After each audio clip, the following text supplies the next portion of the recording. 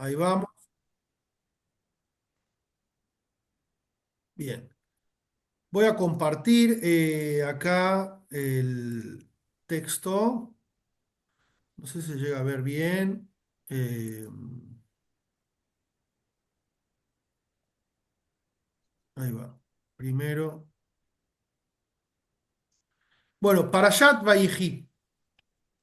La Perashá de esta semana es Vayejí.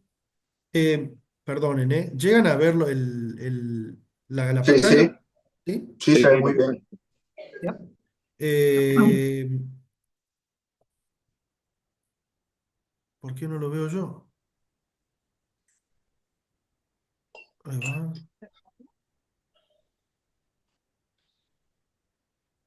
Mm, mm, mm.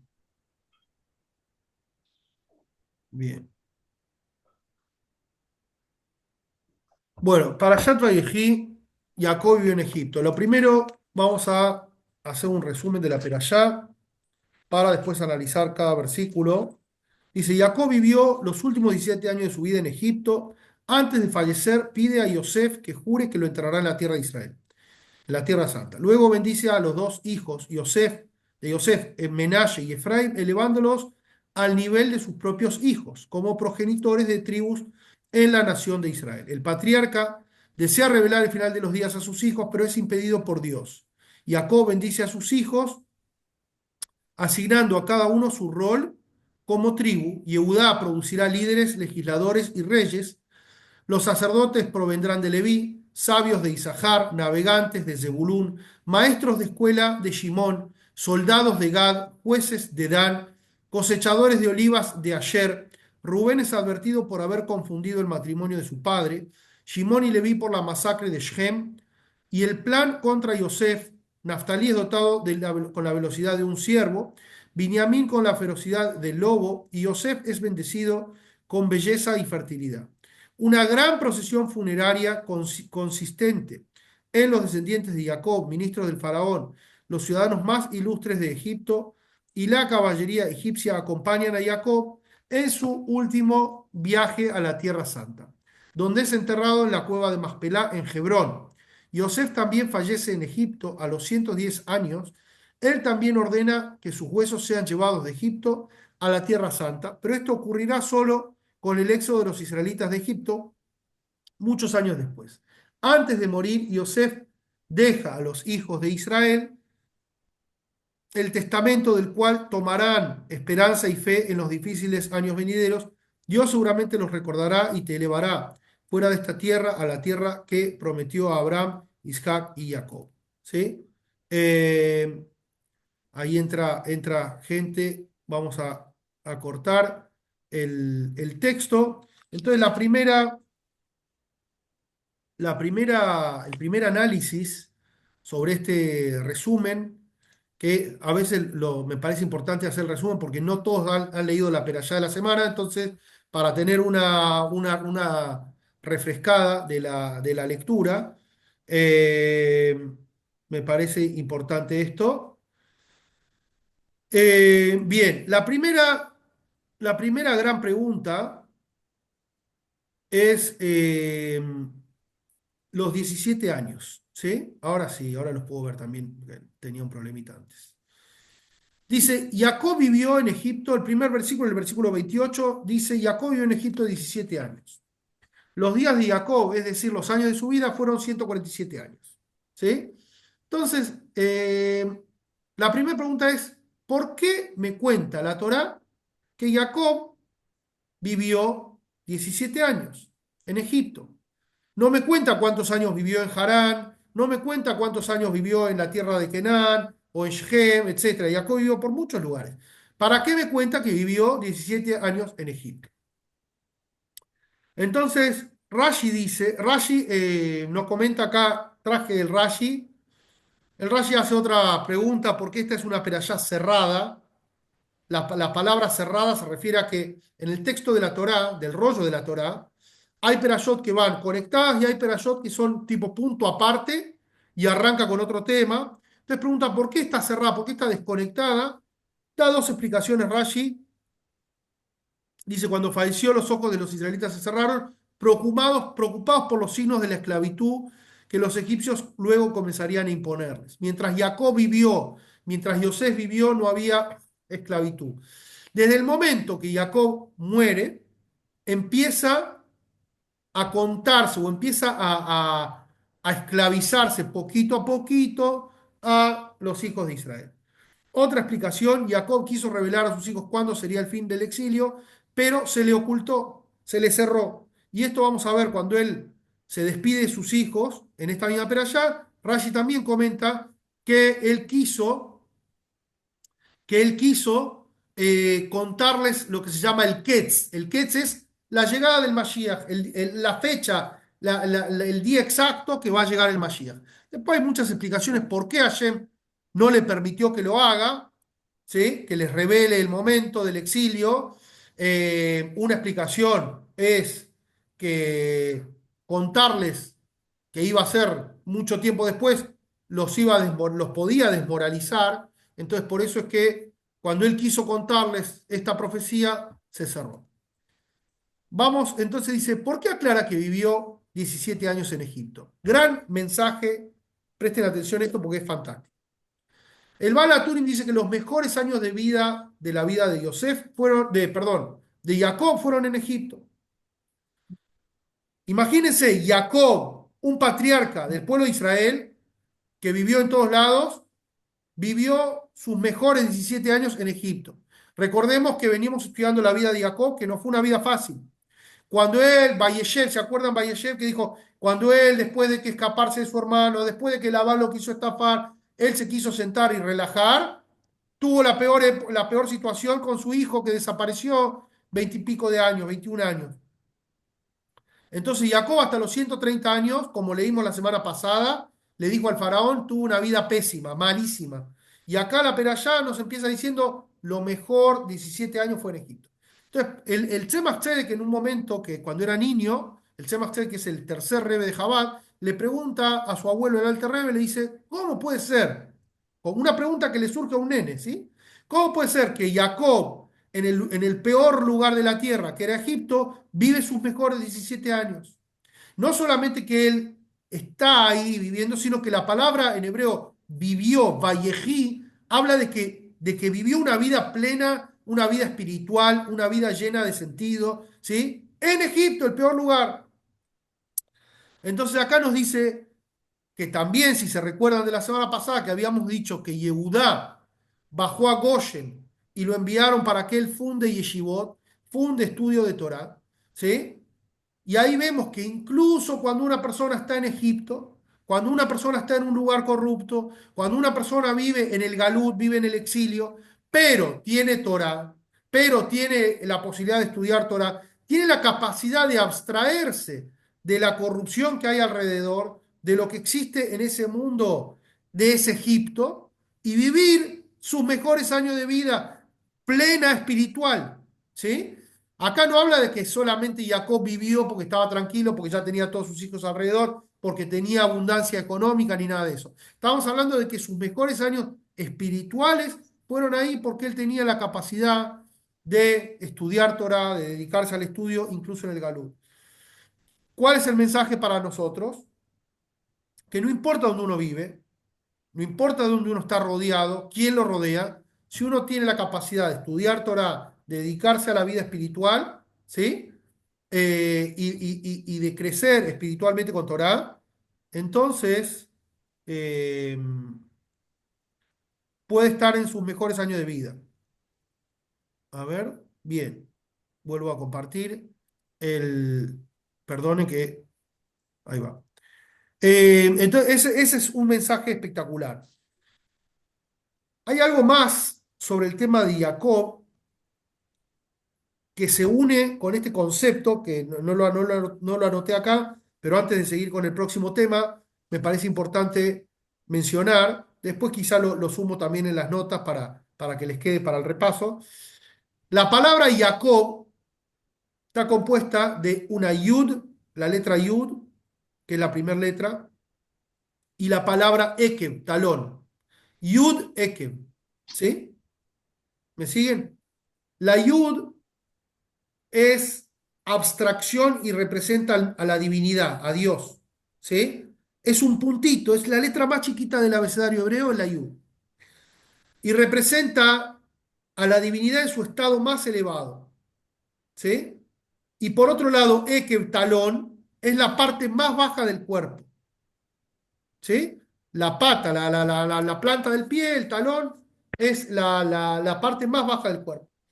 Entonces, Jacob, que siempre hablamos, incluso lo charlamos en algunas clases, sobre la diferencia que hay entre Israel, el nombre Israel y el nombre Jacob. Jacob representa bajar la divinidad a lo más bajo, agarrar la divinidad de Dios y llevarla a los lugares más bajos y encontrar divinidad en el lugar más bajo.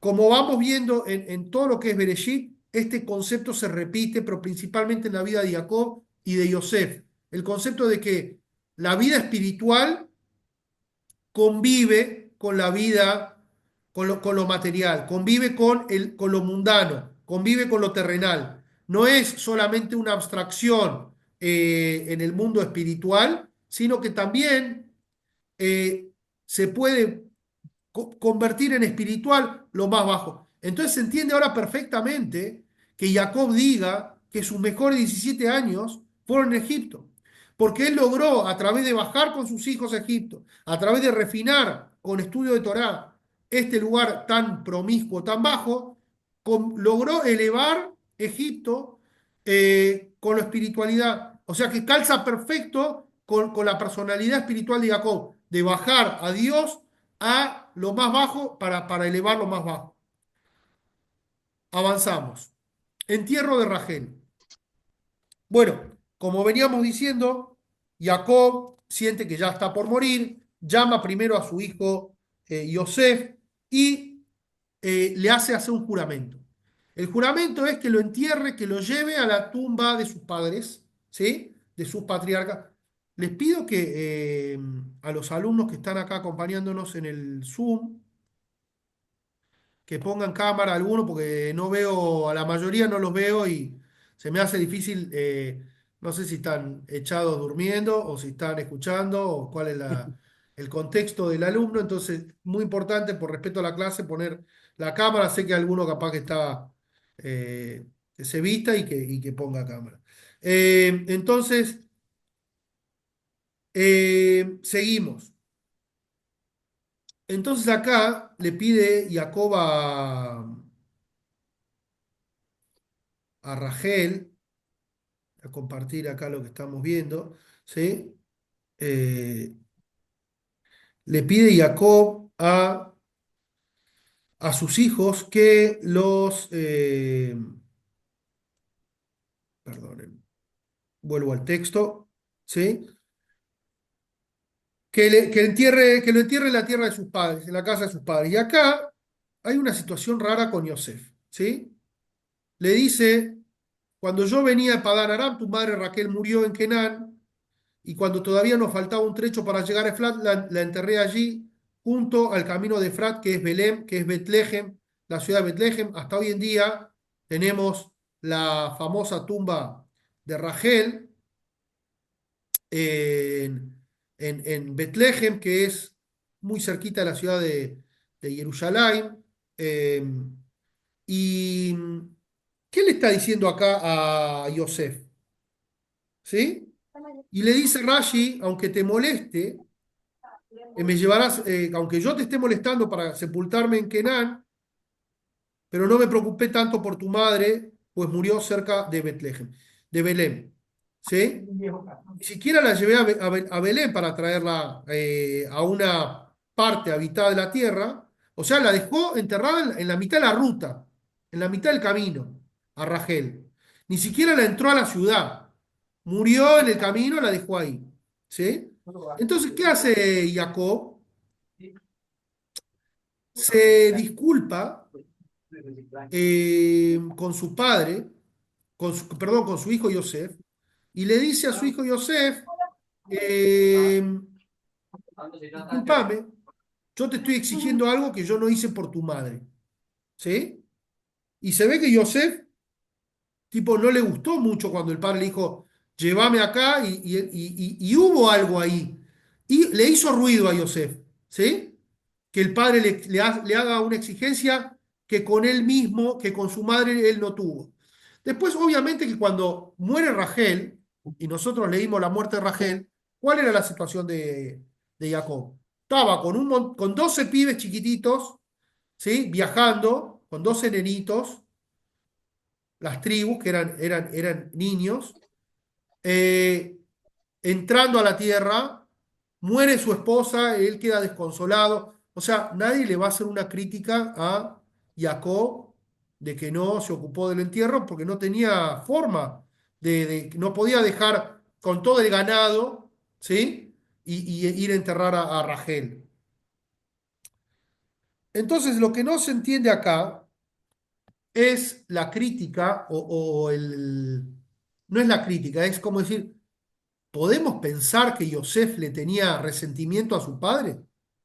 Un tzadik como Yosef, ¿sí? Que le dijo, no enterraste a mi mamá, porque el pasuk lo dice, ¿sí? Y Rashi aclara que es como que Jacob tiene que explicarle y casi que disculparse, ¿sí? Con él y explicarle por qué es lo que pasó.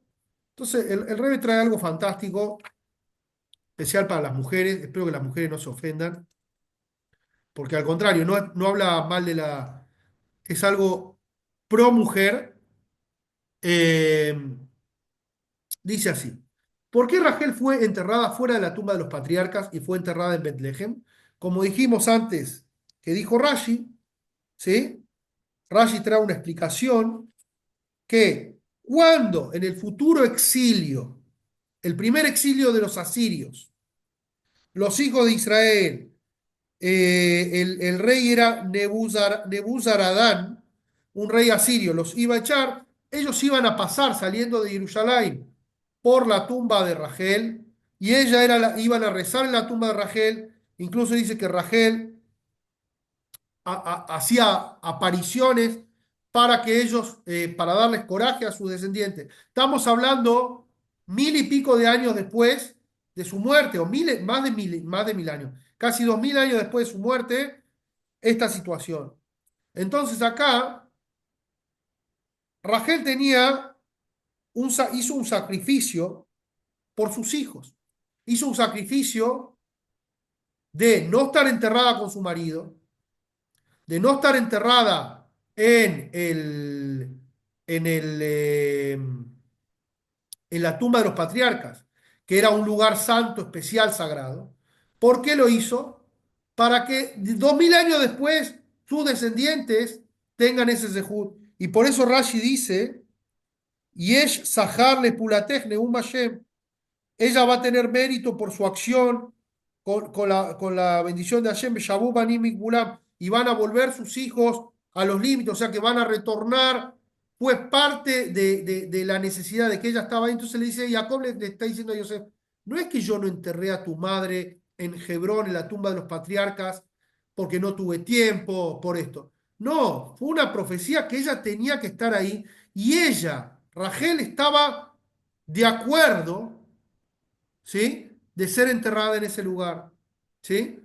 Es llamada, Rachel es llamada en Vayetze, Akeret Bait, o el Midrash también dice Ikarosh el Bait, que era lo principal de la casa, ¿sí? La mujer, este sacrificio que tuvo Rachel lo tienen todas las mujeres judías, porque la mujer judía sacrifica, de alguna forma, la posibilidad de cumplir las mitzvot positivas, o la posibilidad o la obligación de estudiar Torah. Obviamente que una mujer puede estudiar Torah, y ese debate lo podemos charlar en profundidad, pero no tiene el peso de la mitzvah, la obligación del estudio de Torah, o la obligación de cumplir ciertas mitzvot que demandan un tiempo específico. ¿Por qué? Porque tiene el rol de criar a los hijos y cuidar del hogar. Entonces, la mujer sacrifica esa posibilidad del bienestar, del crecimiento personal espiritual, por el crecimiento espiritual de los hijos, por la educación de los hijos, y esto lo vemos en el caso de Rachel. que Rachel sacrificó, entre comillas, su propio bienestar espiritual para ser de beneficio a sus hijos en el momento de necesidad. ¿Sí? A mí, después al margen de lo que piensen ustedes de esta interpretación, me parece fantástica la interpretación.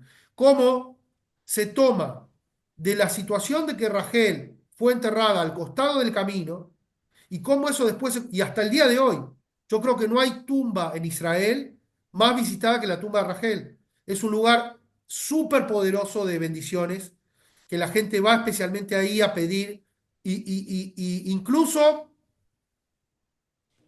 tiene como cierta cosa con la tumba de los patriarcas, ¿sí? Ella no está enterrada en la tumba de los patriarcas, pero tiene esa fuerza de estar enterrada en este lugar. Y es un lugar muy poderoso. Entonces, de acá vemos que Rachel como madre, como Ili Shemame, como mamá de sus hijos, ¿sí? Sacrificó su propio bienestar por el de sus hijos. Eh, seguimos. Menashe y ¿se llega a ver el texto o no se llega a ver? Amplío un poquito acá, un poco mejor. Sí, se ve, se ve. Eh, Menashe y Efraín. En el versículo 14 vamos a leerlo, dice así. Israel extendió su mano derecha, Israel se refiere a Jacob. ¿Se acuerdan que habíamos hecho una pregunta que quedó pendiente tipo tarea para el hogar? La diferencia de Israel y Jacob. Me puse a investigar esta semana por qué en algunos versículos utiliza Israel y en algunos versículos Jacob. ¿Sí? No es muy claro, no hay un patrón determinante que podamos utilizarlo en cada versículo, pero sí hay una idea general. Como dijimos antes, Jacob representa esta idea de elevar lo material. Jacob es el que baja al barro y que eleva. Israel está como por encima de lo material.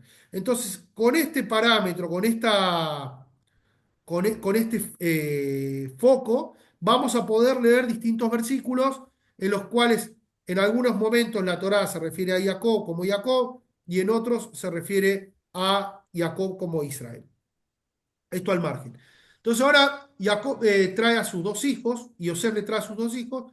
Israel extendió su mano derecha y la puso sobre la cabeza de Efraín, aunque era el hijo menor, y puso su mano izquierda sobre la cabeza de Menashe, cruzando deliberadamente sus manos, aunque sabía que Menashe era el primogénito. Y más adelante en el versículo, tres versículos después, vemos que Yosef le reclama, le dice, papá, no, te estás equivocando, este es el primogénito, la mano derecha en la cabeza del primogénito y la mano izquierda en la del segundo hijo. Y le contesta a su padre, dice, Baimaen Aviv, y se negó su padre, le dijo, y a Dati venía Dati. Yo ya sé, hijo, yo ya sé, no me tenés que corregir. Sé exactamente lo que estoy haciendo. Y Eleam, Vegam, Uigdal, Beulam, Ajiba, Catón, Igdal Mimenu. Dice, él va a crecer y va a tener un gran pueblo, pero el hermano menor va a ser mayor que él. El hermano más chico va a ser superior. Besaró y lo hago y va a crecer más. Hasta ahí lo que le contesta Jacob a Yosef, ¿por qué pone la mano derecha sobre Efraín en lugar de ponerla sobre Menashe? ¿Sí? No se entiende. Ahora, la pregunta que hay es si realmente Menashe Efraín era superior espiritualmente a Menashe. ¿Por qué directamente no hizo Hashem que nazca primero? Sabemos que el primogénito tiene bendición especial. El primogénito tiene como doble herencia, doble bendición, etcétera. Entonces, ¿por qué directamente Hashem lo hizo así? Que nazca primogénito. Y Efraín fue el segundo. Ahora otra concepción que explota la cabeza. Eh, vamos a ver qué representa espiritualmente Efraín y qué representa espiritualmente Menashe. ¿Sí? Menashe, que era el primero, cuando Yosef le pone ese nombre a su hijo, él dice, te vas a llamar Menashe porque Dios me ha hecho olvidar Nayé, todas mis aflicciones e incluso la casa de mi padre. ¿Sí? ¿Qué quiere decir que le dice esto? Kinayani Elohim et kol amali, ואת כל בית אבי, מנשה יזכה ליוסף את העבר. Eh, el nombre de Menashe representaba para Yosef el pasado, estar siempre recordando la casa de su padre, no olvidar de dónde venía, estar siempre conectado con eso. El segundo hijo, Efraín, dice, porque Dios me ha hecho fructífero en la tierra de mi sufrimiento. ¿Dónde tuve éxito Yosef? No en la casa de mi padre, en la tierra de mi sufrimiento yo fui fructífero.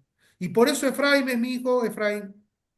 Estas dos ideas, ¿sí? De no olvidar de dónde uno viene, el pasado, y en el servicio espiritual de Yosef, representaba siempre estar alerta de dónde venía y no dejarse llevar por el exilio de Egipto, ¿sí? Y no caer en la tentación de hacer las cosas malas. Entonces, siempre su batalla era contra el mal, alejar el mal, empujar al mal de su vida. Y eso representaba su hijo Menashe. Por otro lado, Efraín era no solamente que el mal ya no me domina, que ya lo tengo de alguna forma controlado, sino que dentro del lugar más bajo de la tierra de mi sufrimiento logré éxito, logré frutos, logré crecer espiritualmente, logré lo máximo. Recuerden de vuelta cuál era la visión ideológica de Jacob. ¿Cuál era la visión ideológica de Jacob? ¿Dónde vivió sus mejores 17 años? En Egipto. Entonces, él, ¿qué veía Jacob? ¿A quién priorizaba? A Efraín, porque él dijo, este es el hijo elegido. En el lugar más bajo es donde vos tenés que sacar frutos. Efraín es el exitoso. A mí no me importa alejar el mal, a mí me importa que en Efraín pongo las fichas. ¿Por qué pongo las fichas en Efraín? Porque ahí es donde está el éxito. Incluso en el lugar más corrupto, etcétera, ahí sacó frutos. ¿Sí?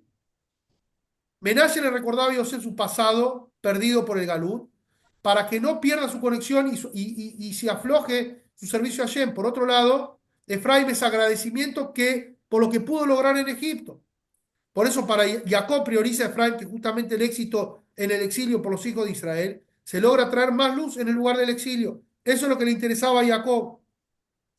Pero para Yosef, que él conocía su lucha personal, él conocía su proceso y él sabía que primero en la vida uno que tiene que hacer, alejar el mal. Si no alejaste el mal, si no te alejaste del mal, no podés arrancar a hacer el bien. No podés, un tipo que tiene una adicción, qué sé yo, que le gusta el alcohol y tiene un problema, decir, bueno, no importa, yo voy a refinar el alcohol y voy a usarlo para servir a Hashem. No, alejate, borralo de tu vida, porque es un problema que te genera. Eso te hunde, te traba. Después de que avances, que superes eso, vamos al segundo paso de traer el bien, de traer la luz en el lugar de oscuridad. Es un segundo nivel. Estos dos niveles son conceptos, obviamente, que se repiten mucho en el hasidismo. El concepto de Surmerá, es un versículo del Teilim que dice Surmerá, aléjate del mal, va a top y hacer el bien. Primero Surmerá, primero alejar el mal y después hacer el bien. ¿Sí? Y hay otro concepto, otra idea que se trae mucho en el hasidismo, que es Itkafia. Itkafia es el la situación de alejar el mal, ¿sí? De aguantar la tentación. Y otra cosa es después, Itafka es transformar la oscuridad en luz. ¿Sí? ¿Cómo sería el ejemplo de transformar la oscuridad en luz? Como di el ejemplo antes de un adicto. Un adicto, después que ya superó su situación y pasó por eso, puede convertirse en sponsor de otra persona, puede ponerse a ayudar a otra persona en base a su experiencia. Un Baal Teshuvá que logró hacer Teshuvá y tiene la experiencia por donde pasó, puede después eso convertirlo, esa oscuridad ya la convierte en luz. Esos pecados ahora se convierten en experiencia, ¿sí? Se convierten en algo que él lo puede usar para beneficio. Eso es Efraín. Menashe era alejarme de eso. Entonces, por eso se entiende ahora por qué para Jacob era prioridad Efraín, pero para Yosef el primogénito seguía siendo Menashe. ¿Sí? Espero que les haya gustado esta interpretación.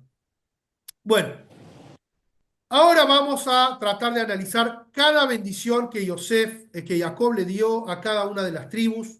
Cada una de las tribus tuvo una bendición especial. Yo lo que hice acá fue copiar el versículo. Vamos a leer el versículo de cada uno y si hay algún comentario para hacer por encima, lo vamos a comentar. Primera bendición, el hijo Rubén. Rubén le dice, tú eres mi primogénito, mi fuerza al comienzo de mi hombría, primero en rango y primero en poder. Entonces le reconoce a Rubén que era el primero. Eh, dice, Tipar Rishonah, la primera gota dice Rashi, Reshit Oni. En la traducción no se entiende, pero Reshit Oni, el primogénito, Rashi lo explica, que era la primera gota que salió de Jacob fue Rubén. Antes de tener a ese hijo, nunca él había tenido una relación o una gota de simiente. O sea, fue su primera simiente, fue Rubén, dice Rashi. Era la fuerza de él. Pero ¿qué pasa en el segundo versículo? Dice, pero debido a que fuiste inestable como el agua, ya no serás primero.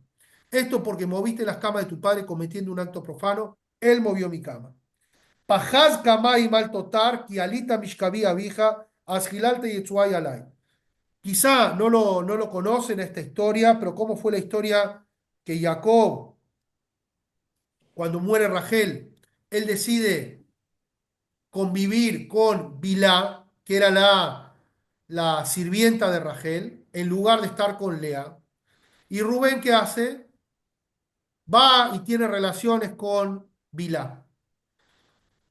Se explica que él no lo hizo por calentura, ni porque era maleducado, ni nada, sino que él lo hizo, al contrario, para respetar a su madre Lea, porque él decía, ahora que Rachel falleció, mi padre tiene que establecerse con Lea, pero de todas formas hizo algo que ahí ya Jacob lo borró lo sacó de la herencia más o menos, ¿sí? Y no se lo perdona porque hasta al último día que se está muriendo, le dije, vos me hiciste esta situación, a pesar de que después Rubén hizo teshuvá y Rubén siempre trató y la Torá interpreta de que en realidad no fue un pecado, sino que él lo hizo con intenciones de defender el honor de su madre, etcétera, pero Jacob se lo recuerda. Shimón y Leví. Shimón y Leví. Tomé acá la traducción de un Humash que viene con explicaciones intercaladas. Entonces, no es literalmente el texto de la Torá. Lo que es literal el texto es lo que está en oscuro, pero después lo otro es como más. Es un nuevo Humash que salió ahora en inglés. Lo hice la traducción. Es un Humash que espectacular. Ojalá cuando salga en español. Creo que el mejor Humash que se hizo por ahora, traducción como está hecho. Entonces dice, Shimon y Leví, Ahim Klei jamás mejor entienden. Dice, son hermanos, son socios y su arma es el arma del robo, ¿a quién le robaron el arma, el armamento? A Esab, porque utilizaban la violencia. Jacob no tenía la violencia, no era su arma la violencia. Esab tenía la violencia y Shimon y Leví eran tipos violentos, eran tipos bravos.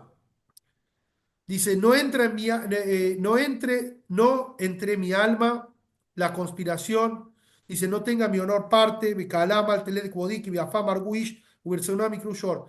¿De qué les está hablando? ¿Por qué está tan enojado con Shimon y Leví, eh, Jacob? Por la historia de Shem. Tampoco le perdonó esa historia, pero también la historia de la venta de Yosef. Shimon y Leví fueron los conspiradores centrales de la venta de Yosef. ¿Cómo sabemos que fueron ellos? Porque Rubén fue el que dijo, pará, tirémoslo al pozo, no lo matemos. O sea que tanto no quería calmarlo. ¿A quién quería calmar? A Shimon y Leví. Y Eudá que dice, vamos, no, saquémoslo del pozo y vendámoslo. ¿Por qué? Porque ¿a quién quería calmar? A Shimon y Leví. Después tenemos dos hermanos más. Isahar y Zebulún, que eran los dos últimos de Lea, dice que ellos no hablaban frente a los cuatro hermanos mayores. Los que dirigían el juego, ¿quiénes eran? Los cuatro mayores. ¿Sí? Ellos por un lado. Y bueno, y después obviamente que los hijos de las sirvientas no tenían bronca contra Yosef, ¿sí? Porque eran amigos, digamos, eran medio socios de Yosef. Entonces, Shimón y Leví tuvieron parte en la venta de Yosef y parte en la destrucción de Shem, y eso hablaba de que eran personas muy muy furiosas, muy temperamentales, y Jacob no quiso tener nada que ver con ellos. Pero, los maldice, pero no los maldice a ellos. ¿Sí? Esto es muy interesante. Dice, maldita sea su ira, porque es feroz, y su furor, porque es duro. Los separaré, quitando a Leví del censo de Jacob, y los esparciré entre Israel. La tribu de Leví queda dispersa entre todo Israel, no tienen un lote, porque eran tan bravos que los separan en terrenos en todo Israel. Pero dice Rashi, incluso en el momento de enojo, de crítica, no los maldice a ellos. ¿A quién maldice? Maldice su ira. No dice, malditos sean ustedes.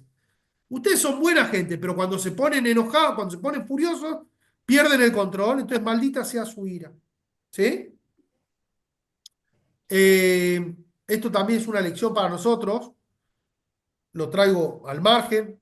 Cuando cuando alguien te hace algo, cuando una persona te genera lo que sea, ya porque sea por la situación que fuera, no le tengas bronca a la persona.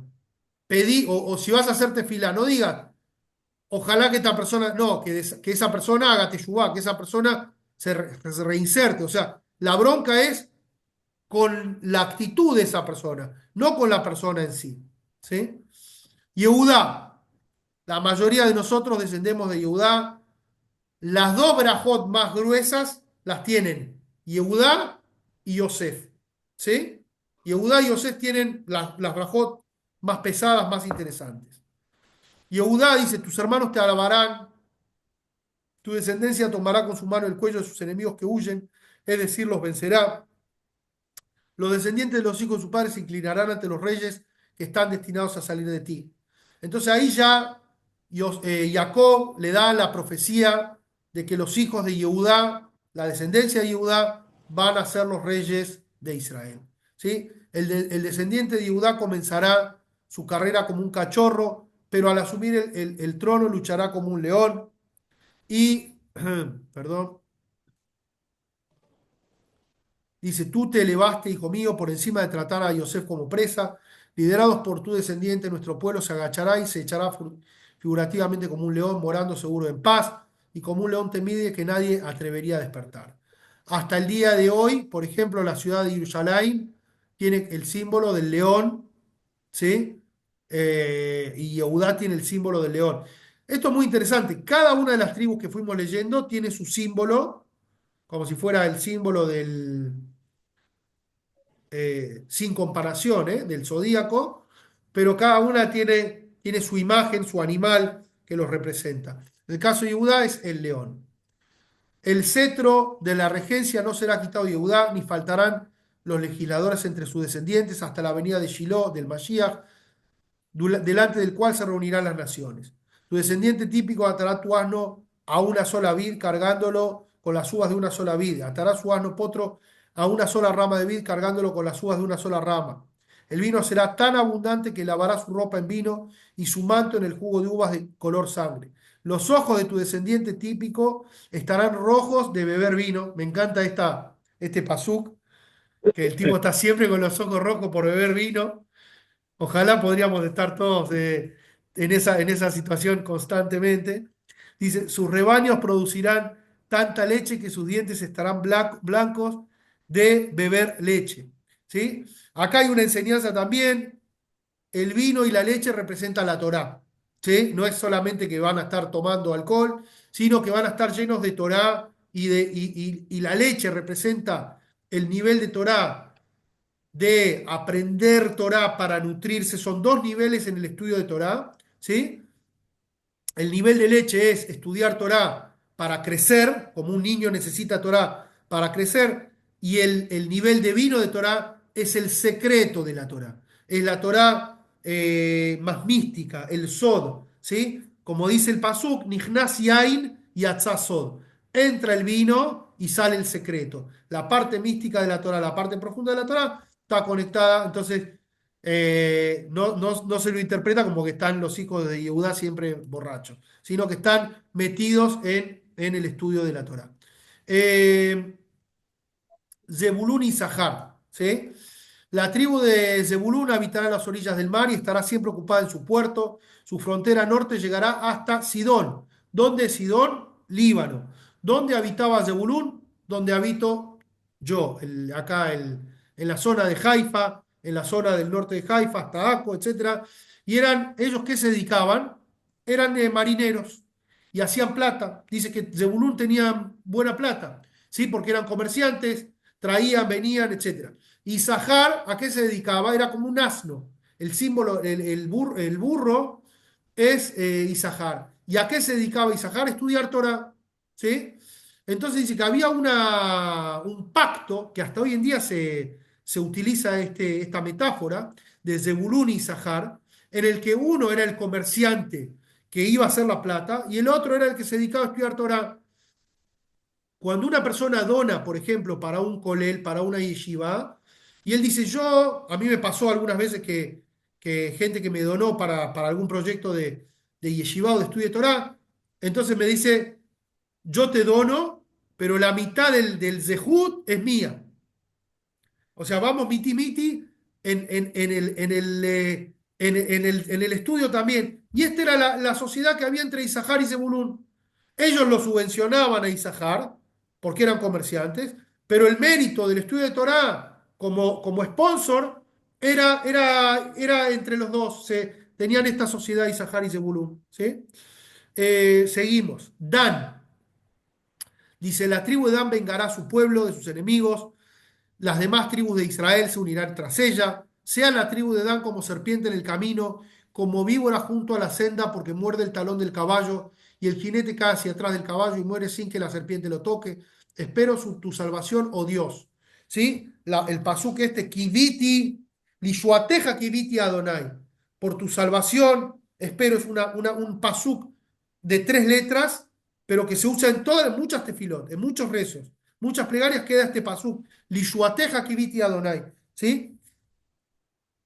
¿A qué se refiere esto de Dan? Dos situaciones. Primero que en el desierto Dan iba atrás de todos, era el último de todas las tribus, ¿sí?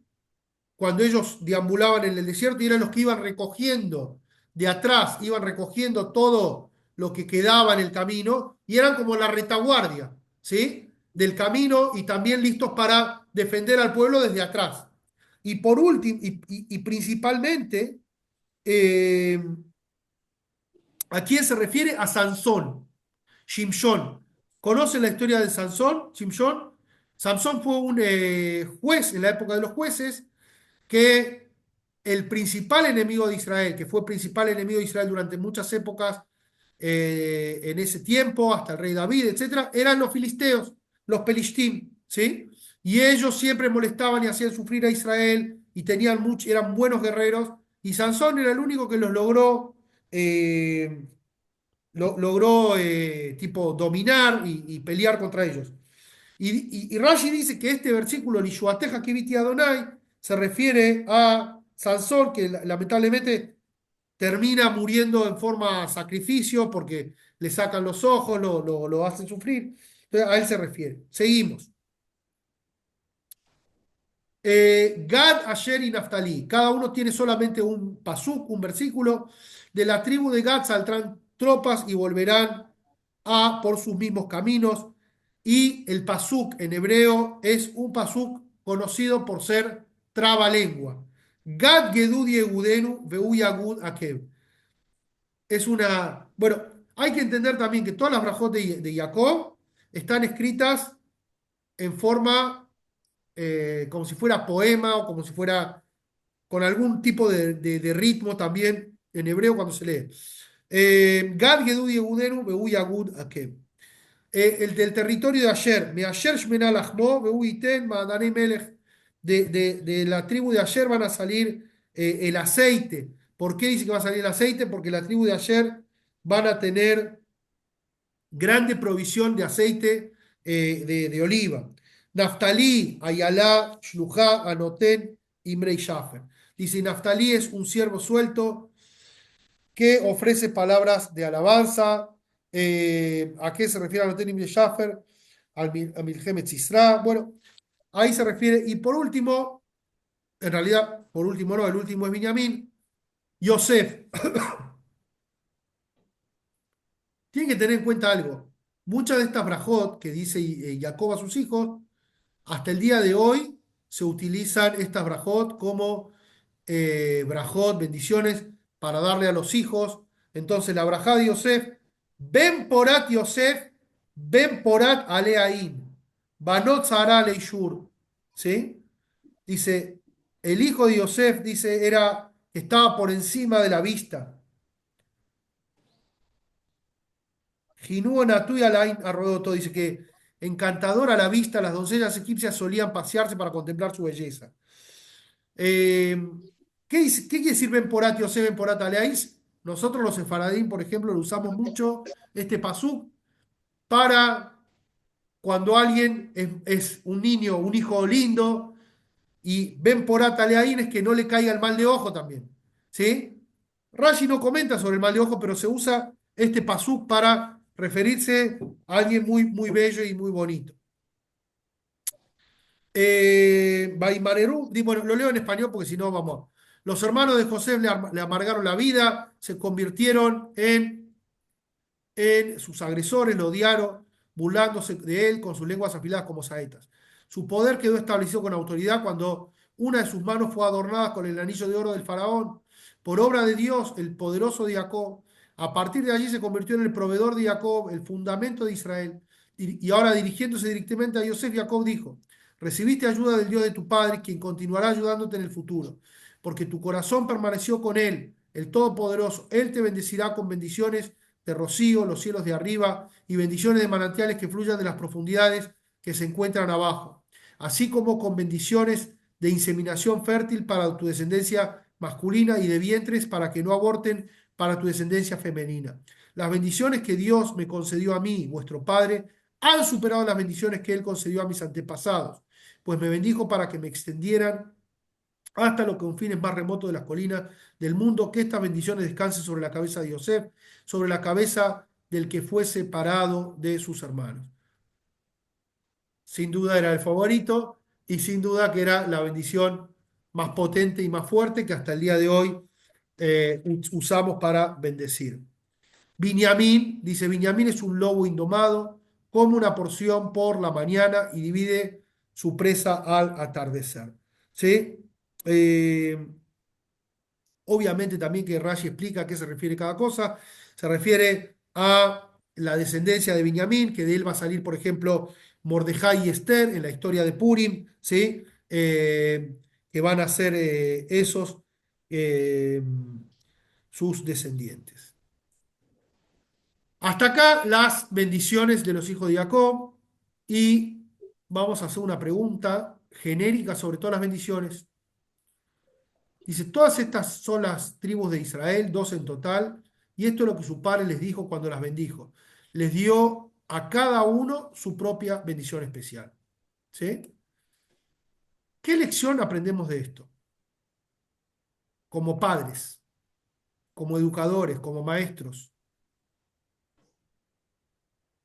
En la actualidad hay un concepto de igualdad, equidad o lo que fuera. Eh, pero cada hijo tiene una necesidad particular. Cada hijo necesita que potencie el padre su rol innato. Entonces, si uno tiene un hijo que tiene una característica, que es violento, que tiene esto, el padre que hace, le pone límite, le da tojajá, le da crítica, lo limita. Por otro lado, el que tiene otro potencial, le desarrolla su potencial. El concepto de brajá, de una bendición, y esto también lo vemos con las bendiciones de las primeras de Efraín y Menashe, que dice, ¿por qué? Hay unos que preguntan, ¿por qué si él veía que Menashe tenía menos capital espiritual que Efraín, ¿por qué no le da una bendición para que crezca espiritualmente y que lo supere? Dice, no, la bendición no puede cambiar tu esencia. Cuando uno va a un tzadik y pide una braja, cuando una persona pide una bendición a alguien, la bendición lo que hace es ampliar el flujo de lo que ya tenés en potencial vos. Cada persona tiene un potencial de generar. Todos tienen algo para aportar. Todo ser humano tiene algo para aportar. Cada hijo tiene algo para dar. ¿Sí? Eh, ahí vamos. Entonces, todos tienen algo para dar. Y esto quiere decir que una persona tiene que tener que cada hijo es especial, cada hijo tiene una bendición particular que se puede refinar, se puede desarrollar, y ese es el rol del padre. Entonces Jacob no dijo, bueno, queridos hijos, que les vaya a todos bien, me estoy yendo de esta vida, los quiero mucho a todos. No, a cada uno le dio una bendición específica según lo que él entendía que su hijo necesitaba y según su potencial. Por otro lado, por otro lado, cuando termina la bendición, cuando termina todo, le dice, Beraj Otam, los bendijo a todos ellos. ¿Qué quiere decir? Que todos los hijos recibieron todas las bendiciones. ¿Sí? O sea, si bien cada uno recibió como su particular bendición, pero eso quiere decir que todos tuvieron la fuerza que recibió del león de Yehudá, todos tuvieron la rapidez de Binyamin como dice, como el lobo, todos tuvieron la energía de la gacela, etcétera. ¿Sí? Entonces, por eso dice, no dice como la bendición que le di a cada uno de ustedes, sino como la bendición que le di a todos. Y con eso termina Jacob. Entonces nos da doble lección. Por un lado, que todos recibieron la fuerza en particular, y eh, por último, que todos tuvieron ese potencial que tenía también el hermano. Vamos terminando el capítulo, vamos terminando la perashá.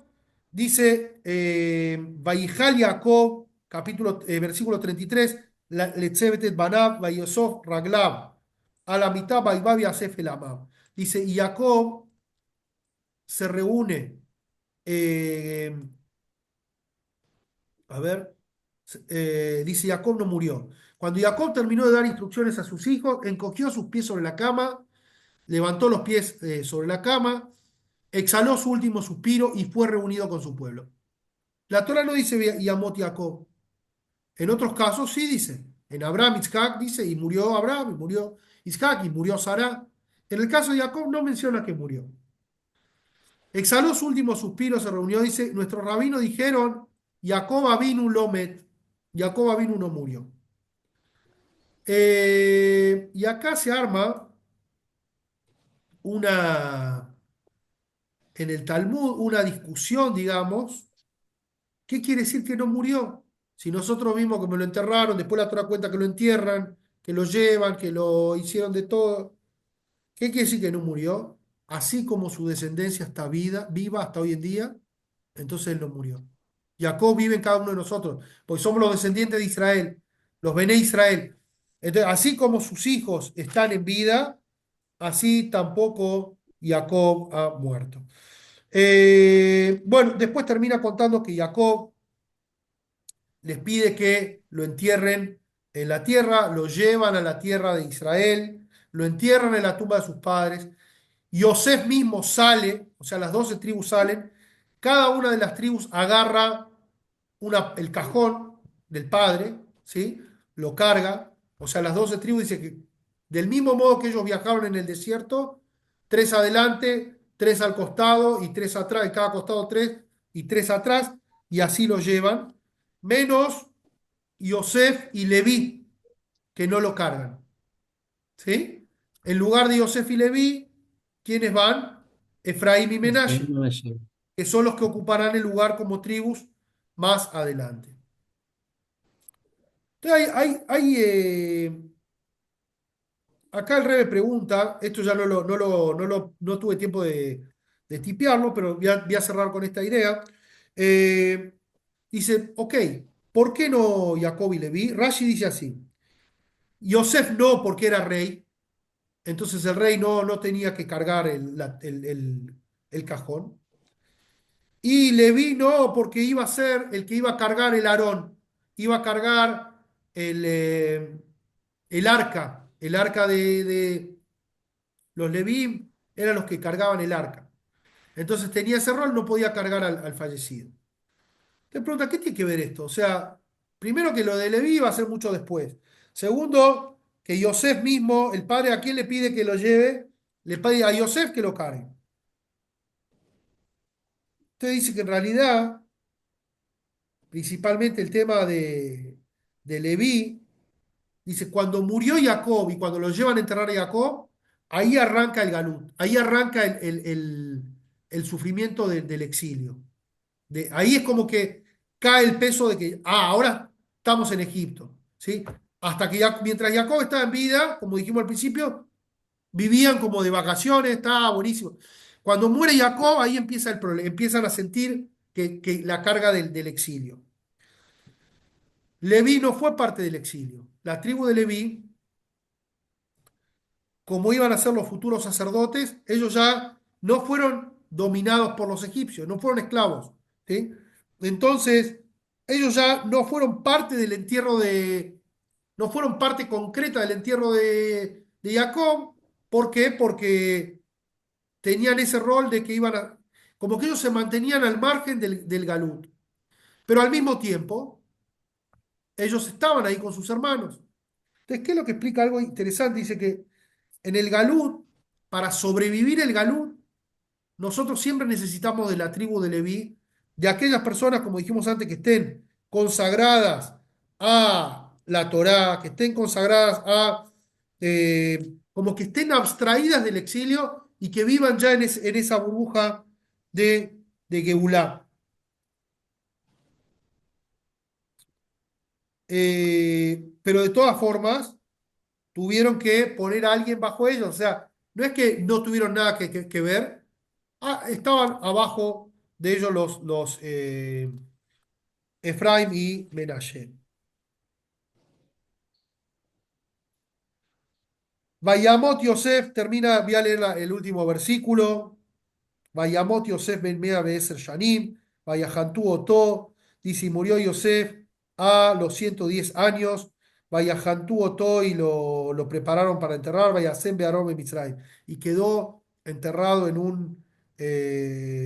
una cripta en Egipto, pero él también antes de morir les pide a sus hermanos, a los descendientes, a los hijos, que no lo abandonen, y de hecho cuando salieron de Egipto, los hijos de Israel con Moshe van a buscar a los huesos de Yosef. Se cuenta que los egipcios no le querían entregar los huesos de Yosef y finalmente lo pueden sacar. Hazak, Hazak, Benit Hazek. En José. Terminamos el libro de Bereshit con esta última explicación. Vamos a cortar la grabación y después vamos a compartir con los que no pudieron el video.